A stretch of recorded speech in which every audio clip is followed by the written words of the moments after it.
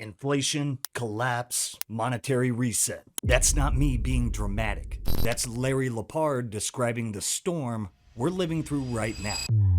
This is the fourth turning. It's accelerating, and you're alive in the middle of it. We've got violence in the streets, wealth disparity off the charts, and an innocent Bitcoiner, a father, a son, a voice of courage taken from us far too soon. In the midst of it all, we've also got Bitcoin on the move. NASA discovering life on Mars, and yes, right when apparently Bitcoin transactions have developed the capability of going to Mars. So the chaos is here, but so is the hope. And today, we're breaking down the signals you need to know to navigate this fourth turning, protect your family, and hold on to the future. Let's get to the news. Send it!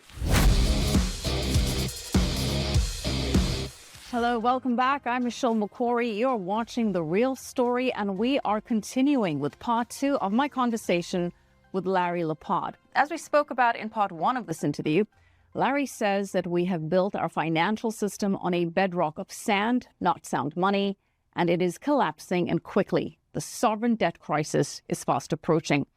We discussed how we are living through the fourth turning, the most transformative chapter of our time. The old order is breaking down. A new order is being forced into place.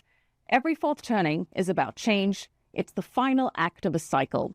And according to this theory by Howe and Strauss, history moves in cycles of about 80 to 100 years long, divided into 4 turnings of roughly 20 to 25 years each. The first turning is the high, a period of strong institutions, order, and collective confidence. The second is the awakening, when people reject authority and push for new values.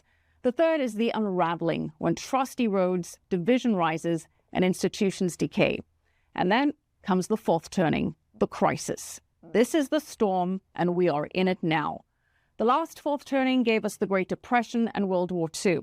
And out of that chaos, a new world order was forged with America at its peak of power. And according to how Larry sees this theory, the current fourth turning began in 2008 with the global financial crisis, which means right now we are in the thick of it. This is the decisive chapter, and Larry believes that our money is the crux of this one. Every fourth turning ends in a reset. The question is, what kind of reset are we headed for? Larry Lepard is the author of The Big Print, What Happened to America and How Sound Money Will Fix It. Let's pick it up with part 2 of our conversation. In a monetary crisis, I mean, we got gold going up like crazy. We got Bitcoin going up like crazy. We know historically, looking at other countries, that most fiat monies don't last more than 40 or 50 years. We're, 50 some odd years into this fiat experiment. Trump and Miran and Bessent, I mean, all these guys know it. This is not some hidden fact. Ray Dalio knows it. Paul Tudor Jones knows it. It's going to be dramatic, and it's going to be large because we've printed a lot of money. But thank God we have an administration that understands that the problem exists, and that understands that these are the 2 solutions. The president actually has the power to do these kinds of monetary things. We do know he's been willing to do bold and risky things, and he's not afraid to take chances. I think something's going to break in the next 5 or 6 months. And this stuff is going to take off like a scalded dog. Nixon, too, when he came along in 71, he just took us off the gold standards. Could they wake up one day and say, hey, we're going to make Bitcoin the strategic reserve asset. We're going to nationalize strategy, and we're going to, call in all the ETFs just the way that Roosevelt did, in a 6102, and all that Bitcoin needs to be sent into the government. Of course, we'll pay you cash for it. But could that happen? I mean, it's not outside the realm of possibility. Larry absolutely brought it, and we're going to link that interview below. But today, let's take a moment. Yesterday, we lost Charlie Kirk. Now, I know not everyone agreed with him on everything. I definitely didn't, but he was a human being, a father, a son, a husband, and yes, a Bitcoiner at heart. What are your thoughts on Bitcoin? I'm a big fan of Bitcoin. Should the U.S. do a Bitcoin reserve? Absolutely, yes. Yes, the United States should have a strategic Bitcoin reserve. And who should pay for the Bitcoin reserve? That's a good question. Hopefully, some of the tariff money could potentially do that. The reason why I think we should have a strategic Bitcoin reserve, I know you guys had Michael Saylor on your show, and I think he's onto something. There is something called like the mass adoption theory, which is over a period of time, like the English language, US dollar, things just catch on and they're just kind of volitional and there's no stopping it. I think Bitcoin is that. You got to watch out though. Quantum computing could potentially crack cryptography. But if they do that, then they're also cracking bank accounts. Right. And So stock trading yeah, accounts. so quantum is the only asterisk on all this. But I think Saylor is onto something very profound, which is that because Bitcoin is a scarce, legitimately scarce resource, that it's probably going to go nowhere but up. So Saylor makes a very provocative argument that Bitcoin could go up 10x over the next 10 years or something like that, which therefore, if we start a Bitcoin strategic reserve, it could like pay for the national debt and like basically cover our losses on the deficit. But I think that I think the United States government should be invested in crypto without a doubt. I tend to agree with Michael Saylor that it's more likely to go to 1 million than 0. Yes, I think that's right. And by the way, so you have a problem of the world's richest people. They don't know where to put their money. So there's only so many penthouses in London and Paris that they could buy. There's only so many ranches in Wyoming that they could buy. And so we had this problem. So you create all this money, the money goes upwards to wealth inequality point, to your earlier point. The question is then, well, what do rich people do with money? There's only so many equities they can buy. There's only so many shares in NVIDIA and Apple and Microsoft that they could justify. Well, money needs to find a home, and it's found a home in Bitcoin. And so once it has mass adoption, and literally the wealthiest families on the planet are starting to park serious monies in Bitcoin. And because it's scarce, it's easy to transfer, and it's just a winner. Sometimes there's a mass adoption and it just rises to the surface, and I think Bitcoin is that. His voice, his courage, his willingness to engage with people even when they disagreed with him. That is an absolute rare thing in this world. This violence, this chaos, it is the fruit of a fiat system that feeds division, resentment, and rage. Broken money creates broken societies. Charlie deserved better. We all do. Let's honor him by not sinking into the darkness, but by being strong, loving one another, and rejecting the madness. Rest in peace, Charlie. Your courage will not be forgotten. Now, it might feel insane to say this, but we are still in the early innings. Bitcoin at 100K is just the start. Why? Well, because the dollar has a long way to fall. Kind of like Morty's lightsaber. Perfectly vertical. Larry Lepard calls it the big print. Every fiat system lasts 40 to 50 years. Ours started in 1971. Do the math. The clock just ran out. And right on cue, NASA allegedly discovers life on Mars. The very same week, Bitcoin demonstrates that it can be sent to Mars. Coincidence? Maybe, or maybe it's just another signal. Fiat is Weimar, and Bitcoin is interplanetary. And the scientific community that will, in essence, pressure test what we think we've found. So we're talking about Perseverance. This was a mission sent to Mars under President Trump's first presidency. And a year ago, we found a sample, and it was, again, we're exploring in places where there were rivers and where there were lakes. And much as on Earth, we think that that's where we'd see signs of ancient life on Mars. And so a year ago, we thought we found what we believe to be signs of microbial life on the Mars surface. And so we put it out to our scientific friends to pressure test it, to analyze it, and go, did we get this right? Do we think this is signs of ancient life on Mars? And after a year of review, they've come back and they said, listen, we can't find another explanation. So this very well could be the clearest sign of life that we've ever found on Mars. And the world is realizing the fiat scam for what it is. Jack Mallers nailed it. Trust in the dollar is gone. In Russia, fading in China, eroding in India. BRICS are moving to neutral reserves. Gold and Bitcoin next. China's Yi pushes a new global order flanked by leaders of Russia and India. I'm sorry, were you the one that ordered the truth, the quiet part being said out loud? Was that you? Yeah, here's an extra large order of the quiet part being said out loud. Trust in the dollar is either down or gone. Depends on who you're talking about. In Russia, gone. China, pretty much gone. India, it's getting there. It's getting there. The US Treasury is no longer the world reserve asset. Russia, China, India, the rest of the world are going to rotate out of US debt. They're going to rotate into neutral assets.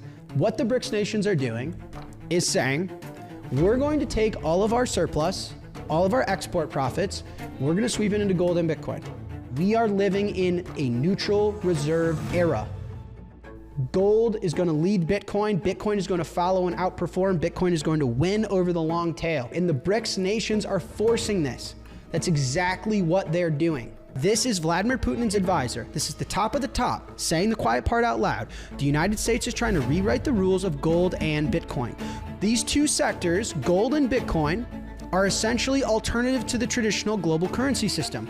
And he's claiming over time, the U.S. national debt will be placed into stablecoins, and they will devalue that debt. They will devalue that debt against what? They will devalue that debt against Bitcoin, you guys. I'm never the one to say, I told you so. All of us in the chat, we were so right on the Jack Mallard show. We've been saying it. But I would never be that guy. I would never be that guy. Now look at gold. Ben Rickard here put it perfectly. Gold's volatility isn't real. It's actually fiat dying, the artifact of a currency in its death throes. And then there's Scott Bessent. Remember when I told you Scotty B was an absolute weapon in economic war games? Well, I didn't expect him to go full Randy Savage in the White House, but here we are. Fourth turning, mad times, and his biggest fight with the Fed, whom he calls one of the largest engines of inequality on the planet. The Fed says they're data dependent and the data has been atrocious, then it seems like there's probably some makeup cuts in order here, or the size of this month's cut needs to be recalibrated. And sure, it could be fixed. Anything can be fixed. You just have to we had to establish that it was broken, which President Trump did. Now we have to go about fixing it. And it wasn't working well before, that kind of this lazy notion that they had dropped down to these low response rates, 30, 40% response rates, and they intuited the balance. Intuiting the balance is going from quantitative to qualitative. We need good empirical data, and it's not easy to get to, but you got to want to get there, and we want to get there. I think EJ is a great person to do it. I've known him for years. He's high integrity, data-driven, the ruthless truth pursuer. Wall Street is waking up. Michael Saylor says the government will hold Bitcoin, banks will lend against it, and big tech will build it into your life. Oh, and this one right here, BlackRock CIO just told CNBC everyone should own hard assets like Bitcoin. Probably nothing. What do you think the ideal portfolio is supposed to look like today? We're surrounded by investors. We're surrounded quite literally by financial advisors who are thinking about that. Retail investors who are watching. I mean, what does it look like today? Very different than the past. So maybe I'll start with the equity market. I mean, the first thing I would say, we're going through the most extraordinary technology dynamic I've ever seen before. I would stay long equities. By the way, you can buy volatility very cheaply to manage your exposure. I'd stay long equities oriented to where growth in technology is. In fixed income is amazing. You're still clipping 6%. Would I stay 5 years in on the curve? I'd still clip that coupon. We're extending a little bit out. And then, quite frankly, I mean, there's some interesting things to do in privates, bespoke markets. And I think hard assets have to enter the equation today. Gold, Bitcoin, things that give you a little bit of ballast in the portfolio against potential for currency depreciation. When you talk about Bitcoin should be part of the portfolio, what kind of percentage are you thinking about? Is it a 5%, which generally seems to be what people are talking about, more or less? It seems high to me. So I run our global allocation fund. We're running long equities. We're heavy income. We're running, in the 3 to 5% region on gold. Gold strikes me today as a better currency hedge. Bitcoin tends to trade with vol, tends to trade with the NASDAQ. So we're running considerably lower than that in crypto. I just think it's going to go up, and I think it's a good expression. But 5 seems high to me, but it depends where you are in your life and how much risk you want to take. Well, we'll see you on the stage, the big stage, I said, as the headline speaker, the keynote today. Rick Reeder, thank you. And I thought this was a little interesting. Kind of builds off of Charlie Kirk's thoughts he had on Bitcoin adoption. But macro investor Jordy Visser says Bitcoin's march to 15 trillion in market cap will be faster than that of the Mag 7, faster than Facebook, Apple, Google, Amazon, and Microsoft. Think about that. I still believe we are going to shock people in the short time, since for us to double from 100 to or 95 to 200 by the end of the year is very unlikely, at least where it is now and where the implied vol is. So probabilistically, it's not there. I've been through this cycle before of innovation, and what I mean by that for everyone listening, So Bitcoin moves faster, and technology today moves much faster than it did in the past. What the Mag 7 accomplished from 2007 to today in 15 years, people have to go look. Breathtaking. Yeah, I mean, you went from 1 trillion to 15 trillion when you combine all that. This is going to take a lot less time. So Bitcoin's going to get to 15 trillion. It's going to happen. And I believe it's going to happen in much less time. The reason is because of artificial intelligence. So I started doing this because I like to speak a language where AI is in the middle of the traditional finance world and Bitcoin. And I wanted to bridge those two groups together and say, you have to understand that the fuel for moving money from this side to this side is going to take AI. AI will disrupt all investments on this side, which make them less investable, and gradually people will move into Bitcoin. So AI will disrupt the legacy system. The legacy system. And it's going to bring things into this new more into the digital. It has to be more efficient. It has to be good. I was giving an example to someone. If you understand poker and you're at a poker table, there's I forget the famous line that Doyle Brunson said, but he basically said, if you don't know who the sucker is at the table, you're the sucker. Mm-hmm. Okay. If you're not using AI in your business, if you have a lot of people and you're not using AI, which is the way most incumbents are, they're gradually looking to the CTO. The CTOs at every company I've ever seen think they can do anything better than any existing technology. The incumbents are going to get screwed. So they're sitting at the table and they're good poker players today, but they're not using AI the same way that the smaller kids are doing. And when they get at the table, and once everyone at the table has AI and you don't, you are the sucker at the table. That will happen slowly because the adoption takes time. AI agents are coming. They're coming quickly. And as they come quickly, more and more decisions will be made by computers and less by humans. That's what Bitcoin needs. Because Bitcoin, this year, we're talking about it like it's not doing well. It's outperformed the S&P.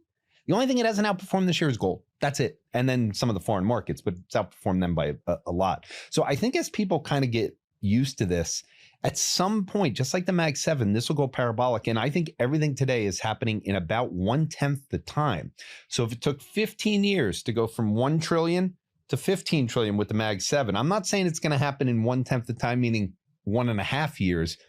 But I do believe that people are going to be shocked in this move higher. And the time where this happens is when vol collapses in my history. So Bitcoin saying it's going to double in a year was a very low probability event with the vol at 40. I'm a Black-Scholes guy. That's where I spent my life. The probability of what I was saying was less than 2% at the beginning of the year.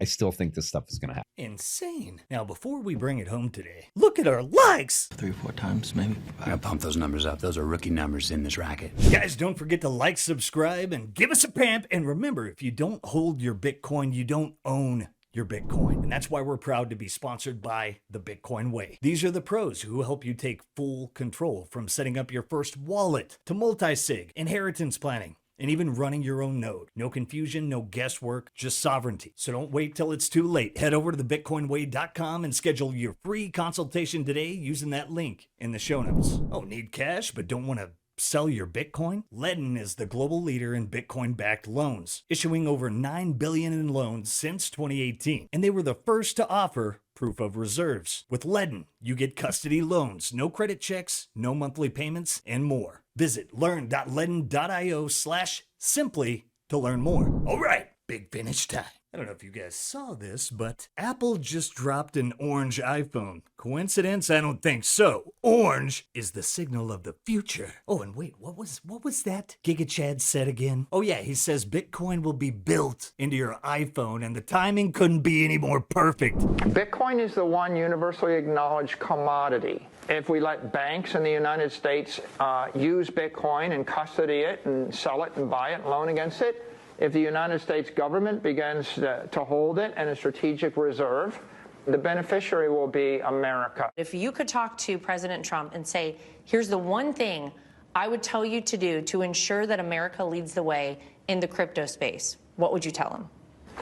I would say he's already done the first thing, which is highlight Bitcoin as a store of value, as digital gold, and put the United States support behind a strategic Bitcoin reserve. The second thing is to support the creation in law of a legitimate path for issuers in the United States to issue digital tokens, digital securities, and digital currency. Because if American companies can create those digital assets, we will become bankers to the world. What does the future look like to you with Bitcoin, with cryptocurrency in general? Where do you see it 5, 10, or even 100 years from now? I think big tech is going to embrace Bitcoin. They're going to let you hold your Bitcoin on your iPhone, on your Android phone. It will find its way into Microsoft software, Amazon software, Google, Apple software. I think that banks are going to embrace Bitcoin. So your bank's going to give you a loan against your Bitcoin. It'll buy Bitcoin for you. Insurance companies will start to support Bitcoin. I think families will increasingly begin to see it as their savings account. The yoga studio, the restaurant, the hotel chain, they'll be able to raise capital in order to improve their business and to innovate. And I think that sound money, that will spread through South America, Africa, Asia. It'll tread to China. So I think the future is American values, American technology, not just making America great, but also spreading economic prosperity to the entire world. Also couldn't be any more perfect because historic rate cuts are coming. The only question is, will it be 25, 50, or a full 100 bips? I firmly believe now that our day is coming. The conditions are such that there is room now for the defense of liberty. The people know that the system we have is not working. It's not working economically. It's not working monetarily. Our foreign policy is not working. And therefore, they're looking for answers. They will not welcome us with open arms. We've found that out. But there is a vacuum out there. And the vacuum is not in one political party. It is pervasive. It's throughout the country. It is throughout the political system. But our views are just as pervasive. Ideas spread. They can't stop them. An idea whose time has come cannot be stopped by any army or any government.